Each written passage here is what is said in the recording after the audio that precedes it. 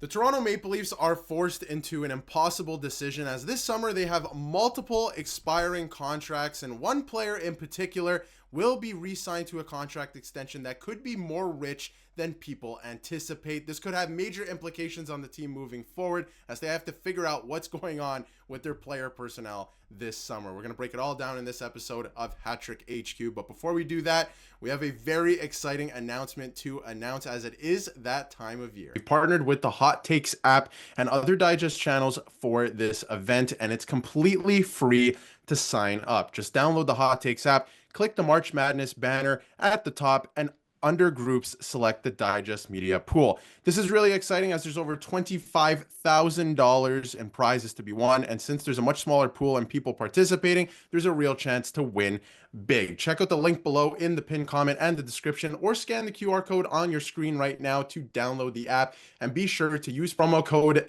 DIGEST. That is cap sensitive, so DIGEST in all caps to get exclusive perks when you do sign up. The main event round starts. And a special thank you to the Hot Takes app once again for partnering with us on this great opportunity. And we look forward to seeing everybody in the Digest Media March Madness pool. But Mark, we got to get into it. Matthew Knies has been having a crazy season for the Toronto Maple Leafs so far this season, probably better than most people have thought. And the Leafs have a lot of crazy contract decisions to make this offseason. If you look here, there's a couple X's. There's a couple players missing. They just went out and got a couple players who do have term at the trade deadline, which is something they haven't done in the past or the last couple of years. But they are projecting to have $26.8 million in cap space this summer. They have 7D and 2 goaltenders signed, but they have 5 forward spots to fill. And obviously, Mitch Marner's not on this list. Matthew Knies is not on this list. So what do you think of the Leafs' current UFA and RFA situation? You know, what do you think, because we're going to get to projections in a minute, what do you think Matthew Knies could make? Because he's having a crazy season, and this is not even to mention everything that's happening with Mitch Marner.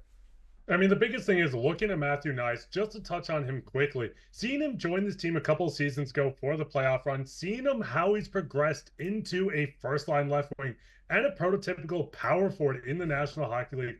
This is exciting for Leafs fans. Matthew Knies has came in and dominated on this top line, putting up stats that no one really expected for such a young player on this team.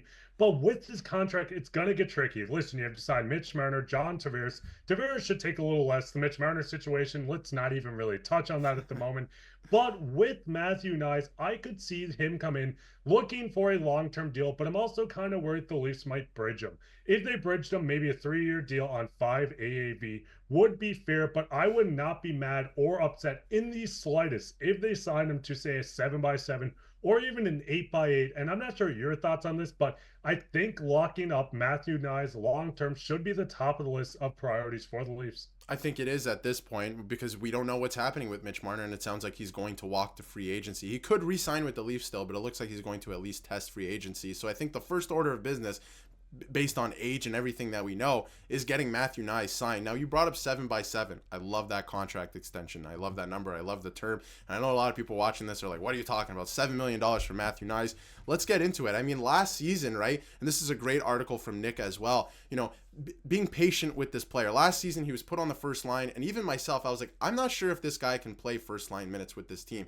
You have to be very skilled to play with skilled players in this league. And the elite of the elite, right? In the league. So I wasn't sure he could do it. Coming into this season, this guy is doing it, and he's putting up good numbers while doing it. Like, very impressive numbers. So far this season, it's 43 points in 60 games. He has 24 goals already this season. This is a 30-goal scorer all of a sudden in Matthew Knies. He's only 22 years old, right? We tend to forget that too. He's only been in the league for a little bit of time. This is just his 3rd season. So he's putting up pretty crazy numbers in that way. And not just that, if you look at most goals in the age group 22 and younger, Matthew Knies leads the way, and you got some really impressive players and some good names on there. Lucas Raymond, who's having a crazy season, is there. Wyatt Johnson, who just signed a contract extension with the Dallas Stars. Dylan Gunther, of course.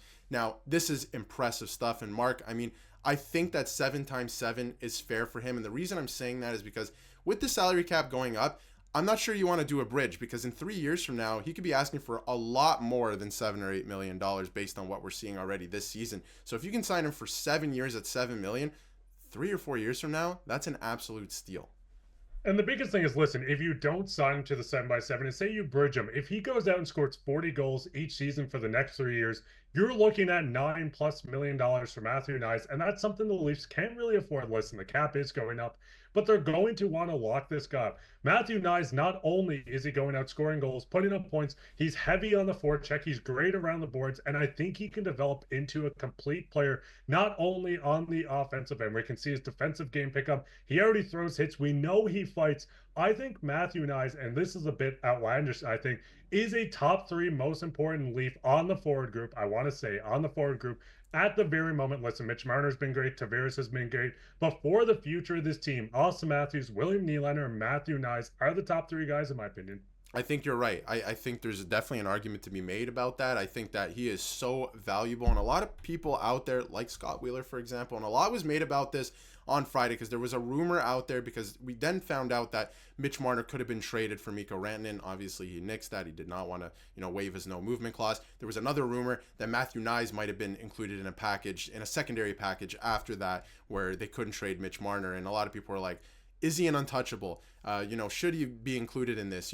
And Scott Wheeler even going on to say, that the media and the fans very much overrate Matthew Knies. I don't think that's true. I think he's that good. He's going to score 30 goals this year. The sky's the limit for this player. What if he can score 40 goals in this league, right? This is only his third year in the league. So, he went on to say that, he shouldn't be untouchable if you can acquire a player like Mikko Rantanen and you trade for him. While that is true, giving up 2 first-round picks, maybe another prospect, and Matthew Knies for Mikko Rantanen, I don't think is the move, because Matthew Knies is going to be a really good player, and not just a player who puts up points, because if you look at his stat line, again, like we mentioned, it doesn't really jump off the page at you. It's still very impressive for the player he is, but his bread and butter is in the playoffs. He shows up every single time for this team, and not just that, we know that he can fight now, right? He's standing up for himself. He fought White Cloud after White Cloud, knocked him out with an injury in November. Thought that was pretty impressive too. And in terms of contract projection, I want to get your thoughts on this too, Mark. Right now, obviously, on his ELC, right? This is not going to be anywhere close to what he's making after this season, and he is an RFA after this season. Now, this is from @ScotiaStats on Twitter, who do a fantastic job with their contract projections based off their model, so I just had to shout them out there. They're doing a fantastic job, and you can tell on the side there, they also have comparables. So Anthony Cirelli, pretty good names there as comparables for Matthew Knies, and the most likely contract extension at this point is $5 million. I do think it's going to be higher, because if you give him more over a longer term, you'll probably be more likely to sign. But what is your take on that, Mark? I mean, listen, if we can get him on a 5 AAV for 8 years, lock it up immediately. This should have been done yesterday. But I do think it's going to cost a lot more, just from the projection of what he can turn into.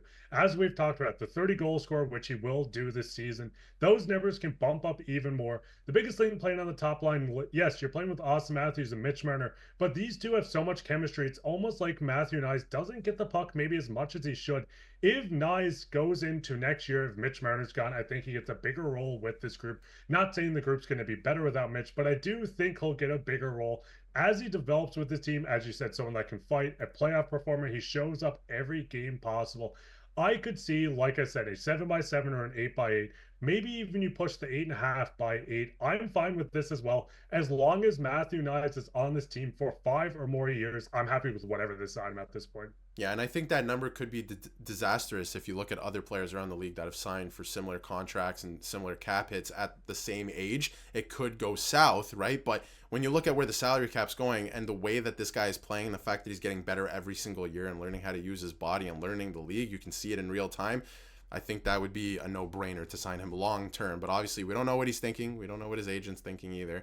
Could be a bridge. So we're kicking off a March Madness off season for the Toronto Maple Leafs, because there's going to be some fireworks, especially with Mitch Marner. And we have no idea what's happening with John Tavares either at this point. I would imagine he's going to sign for a lower cap hit, maybe $5-6 million.